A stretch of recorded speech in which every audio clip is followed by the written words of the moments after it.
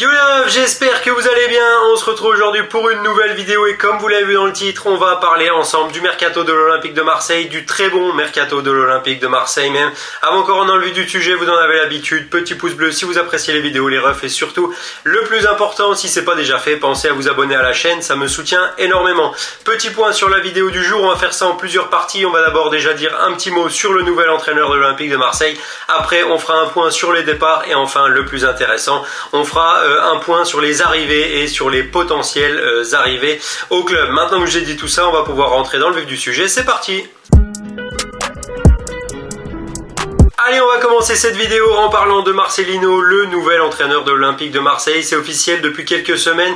L'ancien entraîneur de l'Athletic Bilbao a été choisi par Pablo Longoria pour succéder à Igor Tudor. Alors, je tiens quand même à préciser, avant que je donne mon avis, que je suis vraiment pas un grand fan de la Liga, c'est pas un championnat que je regarde beaucoup. Cependant, je vais quand même essayer de donner un avis à peu près objectif sur la question. Alors, Marcelino, c'est quelqu'un qui a une énorme expérience en Espagne, quasiment 13 saisons complètes en tant qu'entraîneur de différents clubs. Il est passé par Villarreal, il est passé par Valence, il est aussi passé par Bilbao, d'autres clubs aussi où il a fait une ou deux saisons. Donc voilà, c'est quand même quelqu'un qui a de la bouteille en Liga, il est expérimenté, c'est pas un entraîneur qui sort de n'importe où.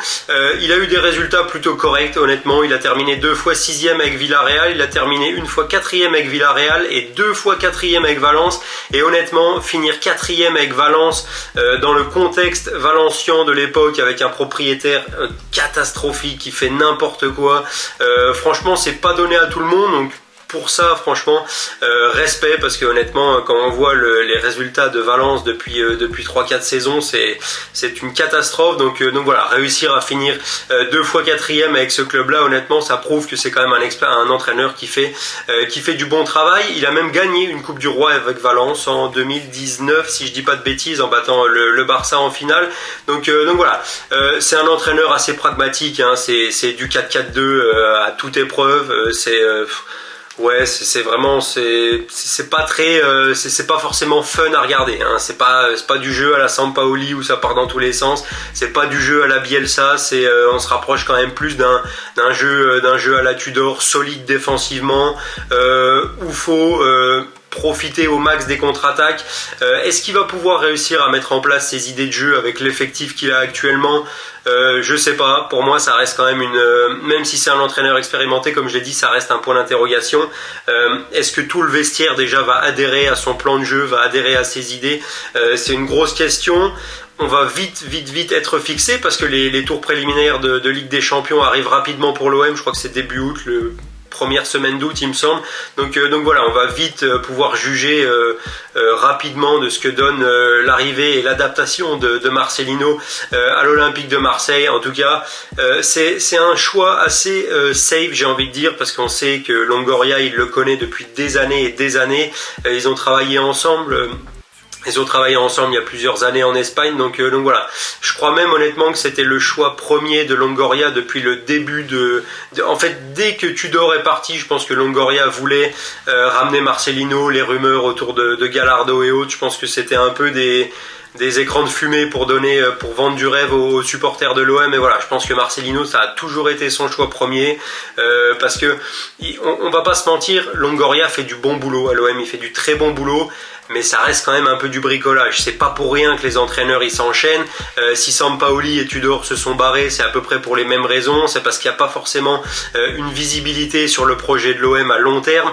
L'effectif change souvent, donc il n'y a pas énormément d'entraîneurs qui aiment forcément arriver dans un club en ne sachant pas ce que leur effectif sera à la fin de la saison, en ne sachant pas si peut-être que la moitié de l'effectif va être vendu. Donc voilà.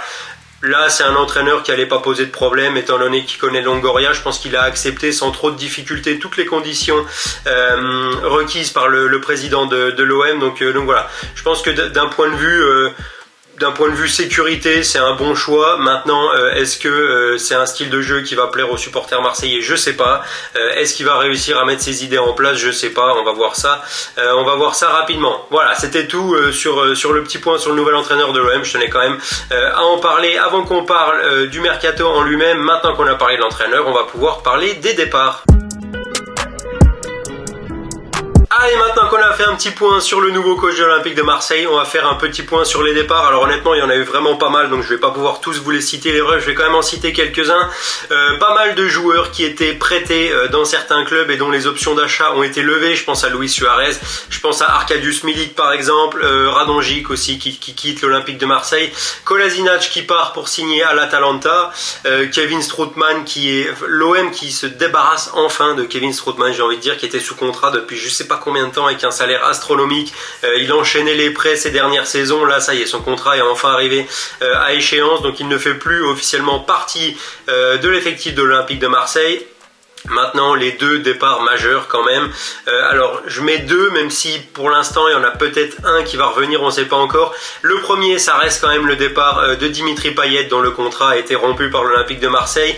La conférence de presse pour annoncer son départ, c'était il n'y a pas si longtemps que ça, c'était il y a 3-4 jours, je crois, avec Payet qui finit en larmes. Alors, la fin est pas belle. Honnêtement, il a quasiment pas joué de la saison dernière. Il part en étant exclu sur un carton rouge pris bêtement à Lens. C'est même pas que l'année dernière. Ça fait 2 ans qu'il joue pas énormément. Honnêtement, c'est triste parce que la fin de Payet à l'OM ne reflète pas la quantité de bons moments qu'il a procuré aux supporters de l'OM. Si on est honnête, Payet, honnêtement, sur les 10-15 dernières années en Ligue 1, c'est un des 10 meilleurs joueurs tous les jours en fait. En termes de talent pur, c'est un des 10 meilleurs joueurs de Ligue 1 sur les 10 dernières années, je pense. Donc voilà, c'est dommage que la fin ait pas été au niveau du reste de sa carrière, depuis son retour. En fait, je dirais ces 3 premières saisons après son retour de West Ham ont été vraiment vraiment réussies.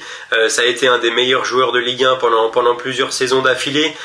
Là, les 2 dernières, honnêtement, elles sont pas ouf, donc c'est un peu dommage parce que ça laisse quand même, je pense que pour les supporters marseillais, ça laisse quand même un goût amer à la chose. On aurait, même en tant qu'amoureux du football, on aurait aimé voir un joueur comme Payet finir mieux, j'ai envie de dire, même si c'est pas forcément, je suis pas en train de dire que c'est la faute de Tudor ou de Sampaoli, hein. Payet, ça fait un moment qu'il était plus très performant, il faut le reconnaître, mais voilà, pour un joueur qui a autant apporté à la Ligue 1 et à l'Olympique de Marseille, je trouve que ça aurait été bien quand même de le voir finir sur une meilleure note.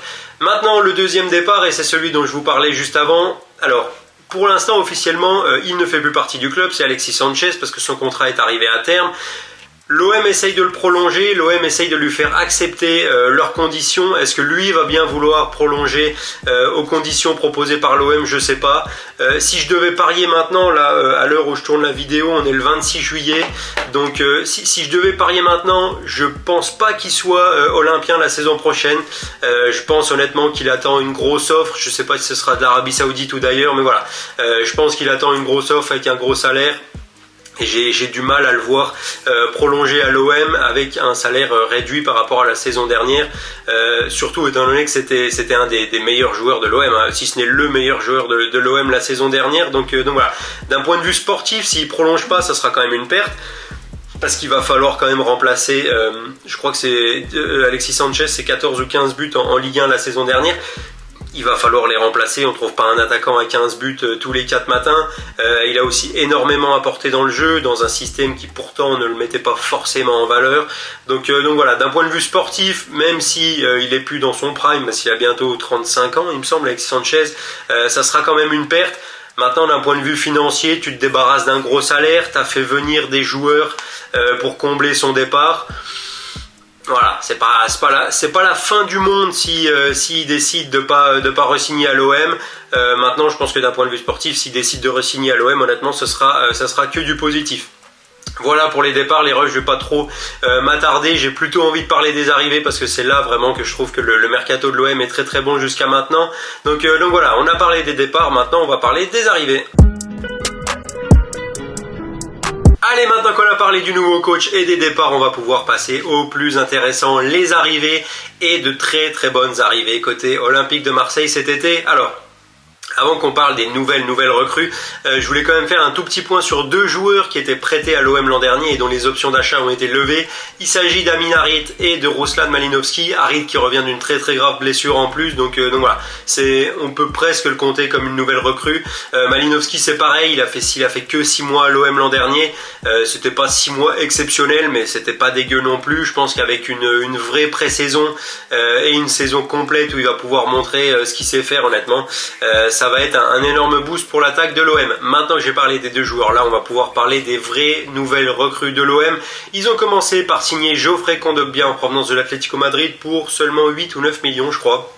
Et honnêtement, c'est une top recrue, c'est probablement la meilleure recrue de l'OM sur ce mercato, pardon. T'arrives à signer un mec comme Kondogbia qui a été champion d'Espagne avec l'Atlético, qui a une grosse expérience en Europe, il a joué à Valence, il a joué à l'Inter, il a participé à la Ligue des Champions, donc il a une expérience aussi en Coupe d'Europe. Franchement, c'est une top recrue dans le probable 4-4-2 que va vouloir mettre en place Marcelinho, le nouveau coach de l'OM. T'as un double pivot Kondogbia-Rongier ou Kondogbia-Verretou ou même Kondogbia-Guendouzi. À la limite, franchement, ça a de la gueule, clairement. Pour un milieu de Ligue 1, c'est top. Kondogbia, c'est un mec qui apporte physiquement, qui apporte techniquement. Il est très bon à la récupération, il se projette bien vers l'avant. Il a une bonne qualité de frappe. C'est un milieu de terrain plus défensif, mais qui peut vite mettre 4, 5, 6 buts dans une saison. Donc voilà, honnêtement, il peut apporter une contribution offensive qui n'est pas négligeable non plus. Mais comme j'ai dit, défensivement c'est costaud, c'est grand, c'est bon de la tête, c'est rapide aussi pour un joueur de sa taille. Techniquement il est largement au-dessus de la moyenne aussi, donc voilà, franchement pour moi c'est vraiment une top recrue. Kondogbia, je pense qu'en Ligue 1 c'est titulaire tous les jours, donc voilà, je pense vraiment pas qu'il va avoir du mal à faire sa place. Je pense que c'est le genre de profil que Marcelino souhaitait recruter à l'OM pour essayer de mettre en place son style de jeu, donc voilà, je pense que ça coche vraiment toutes les cases dont l'OM avait besoin, même si pour moi le secteur milieu axial c'est pas forcément le poste où l'OM était le plus en difficulté. Honnêtement, tu ramènes un joueur du calibre de Kondogbia, je trouve que c'est une très bonne chose, et en plus de ça il voulait venir, il a aussi fait le forcing pour être transféré à l'OM, donc quand le joueur a envie de venir c'est toujours un plus, et voilà, pour moi c'est vraiment une top recrue. On va pouvoir parler de la deuxième recrue de l'OM, c'est Renan Lodi, signé aussi en provenance de l'Atlético pour un peu plus cher, 12 ou 13 millions il me semble. Alors c'est un bon joueur, hein, qu'on va pas se mentir, c'est clairement une upgrade par rapport à Tavares qui jouait au poste là la saison dernière. Maintenant, moi j'ai un peu de mal avec le profil. Pourquoi ? Parce que même si offensivement il est très bon, il a un très bon pied gauche, il peut apporter pas mal, que ce soit sur les centres, sur les coups de pied arrêtés, sur les phases de transition offensive. Pour moi, défensivement, c'est un peu moyen, honnêtement. Alors, encore une fois, je suis pas le plus grand fada de la Liga. C'est pas un championnat que je regarde énormément. Je l'ai quand même pas mal vu jouer l'an dernier à Forest où il était parti en prêt, et ça a confirmé ce que je pensais de lui. C'est-à-dire qu'offensivement, c'est très bon, ça peut apporter beaucoup. Défensivement, c'est un peu plus compliqué. Après, il va pas rencontrer le même niveau d'opposition en Ligue 1 qu'il rencontrait en Première Ligue, donc peut-être qu'il sera un peu plus à l'aise. Mais voilà.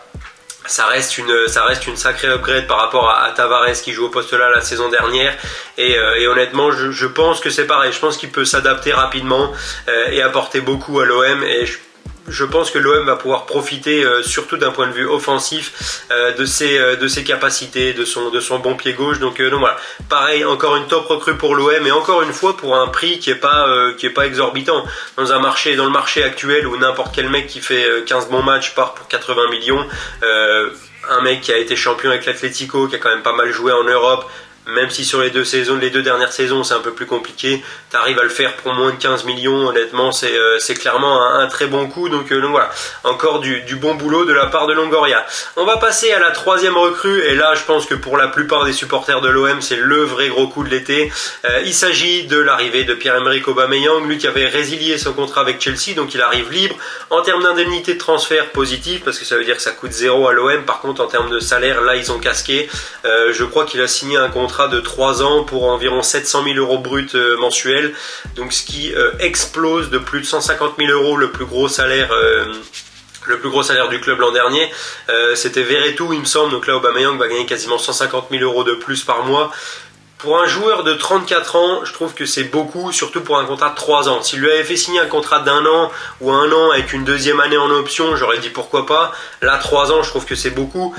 Bon alors, même s'il a 34 ans, il a toujours sa pointe de vitesse, pardon, et c'est toujours un mec qui peut mettre des buts. C'est clairement un joueur qui peut apporter, on va pas se mentir. Maintenant, comme j'ai dit, voilà, pour moi, il a passé son prime. Ça m'étonnerait qu'on revoie le Aubame des meilleures années à Dortmund ou à Arsenal.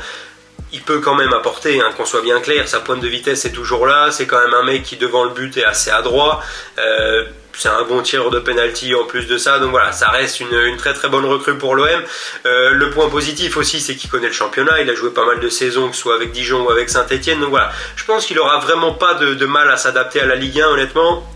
Maintenant, est-ce qu'il va réussir à s'adapter au système de jeu mis en place par Marcelino? Ça reste à voir.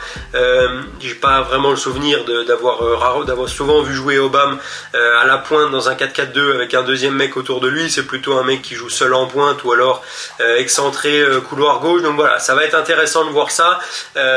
Potentiellement qui va être aligné à côté de Vitinha. C'est pareil, j'ai pas mentionné Vitinha, mais on peut presque le compter comme une nouvelle recrue, honnêtement. Lui qui a été recruté pour très très cher l'hiver dernier à Braga, plus de 30 millions d'euros, et qui a fait 6 mois absolument horribles.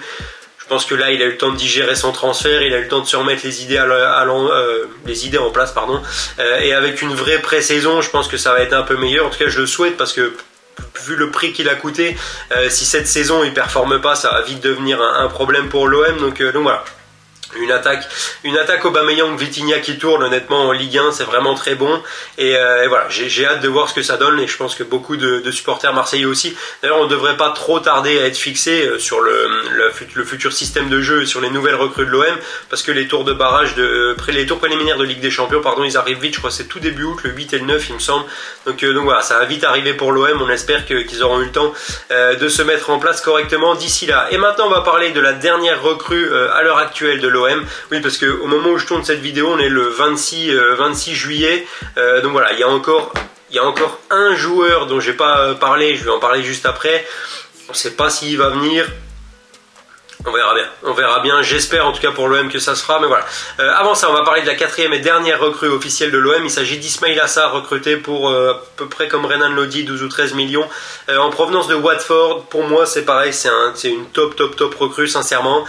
C'est un des 10-15 meilleurs joueurs de Championship facile. C'est un ailier gauche rapide, c'est un très bon dribbleur. C'est le genre de dynamiteur d'attaque dont l'OM avait grandement besoin l'an dernier. Je pense qu'il va faire un bien fou à l'OM. Comme pour Aubameyang, c'est pareil, c'est un mec qui connaît le championnat, il a joué plusieurs saisons à Rennes. Donc voilà, je pense qu'il n'aura pas trop de mal à se réadapter à la Ligue 1. Ce qui est dommage, c'est que sur les dernières saisons, malheureusement, avec Watford, il a souvent fait l'ascenseur, Première Ligue, Championship, Première Ligue. Donc pour pouvoir profiter, pour pouvoir le voir jouer, c'est pas forcément l'idéal. Quand tu fais une bonne saison en Première Ligue, mais que t'es un peu moins bon en Championship ou l'inverse, bah forcément t'es plus trop sur le radar des meilleurs clubs d'Europe, parce que honnêtement, il a quand même été recruté pour plus de 30 millions d'euros par Watford à Rennes. C'est un joueur à qui on promettait un avenir. Alors j'ai pas envie de dire plus brillant, parce que sa carrière est plus que correcte jusqu'ici, mais voilà, il y avait quand même eu par un moment des rumeurs de transfert dans des gros clubs anglais. Ça s'est pas fait, je pense que c'est clairement dû aux performances collectives de Watford, parce que lui c'est un très bon joueur. Franchement c'est un ailier qui peut facilement tourner à 10 buts, 10 passes D par saison. T'as un ailier qui tourne à ces stats là, honnêtement c'est royal, hein. Si ton duo d'attaque il marche bien en plus de ça, franchement c'est top du top. Donc voilà, pour moi c'est le dynamiteur par excellence, c'est le genre de profil qui a beaucoup manqué à l'OM l'an dernier, et je pense vraiment qu'il va faire que du bien. C'est les mêmes interrogations que pour Aubameyang pour moi. Est-ce qu'il va pouvoir s'adapter facilement au 4-4-2 que va probablement vouloir mettre en place Marcelino, le nouveau coach de l'OM? Je sais pas. Je pense que ça va le faire. Il a connu beaucoup d'entraîneurs avec Watford, beaucoup de systèmes différents. Il a jamais eu de mal à s'adapter. Donc voilà. Je pense que c'est une top recrue pour l'OM, et honnêtement j'ai hâte de le voir à l'œuvre. Je vous parlais juste avant d'une cinquième recrue potentielle pour l'OM. Il s'agit d'Iliman Ndiaye, l'attaquant de Sheffield. Là c'est pareil, si tu arrives à signer Ndiaye, franchement c'est top 10 des meilleurs joueurs de Championship. Si tu arrives à le signer le même été que tu as fait Ismail Assar et Watford, Ismail Assar et Aubameyang, pardon, franchement ce serait jackpot pour l'OM. Je pense que ça va être un peu plus compliqué de le faire signer qu'Ismail Assar. Sheffield est vraiment pas déter à le laisser partir, et ça se comprend honnêtement parce que c'est clairement le meilleur joueur des Blades. Donc voilà. Au début, il y a encore une semaine de ça, la tendance était clairement à ce qu'il signe. Ces derniers jours, ça s'est un peu rafraîchi et on parlait plus du fait qu'il allait rester. Je pense que l'OM va faire le forcing jusqu'à la fin du mercato pour le signer. Et honnêtement, ils auraient bien raison parce que c'est un top joueur. Donc voilà, on va voir ce qu'il en est. Pour l'instant, à l'heure actuelle où je tourne la vidéo, il y a encore rien d'officiel. C'est toujours en pourparlers. Je pense que le joueur est pas contre l'idée de venir. Maintenant, je pense que pour convaincre Sheffield de le laisser partir, ça va être un peu plus dur pour l'OM. Donc voilà, c'était tout côté arrivé les refs, c'était tout ce que j'avais pour cette vidéo. N'hésitez pas à me dire dans les commentaires ce que vous pensez du mercato de l'OM, si jamais il y a des supporters de l'OM et des supporters de n'importe quel club d'ailleurs, n'hésitez pas à me donner vos avis dans les commentaires, les refs, ça me ferait plaisir d'échanger avec vous. Si jamais vous avez apprécié la vidéo, petit pouce bleu et surtout plus important, n'hésitez pas à vous abonner à la chaîne. Maintenant qu'on a parlé de tout ça, je vous dis prenez soin de vous et à la prochaine.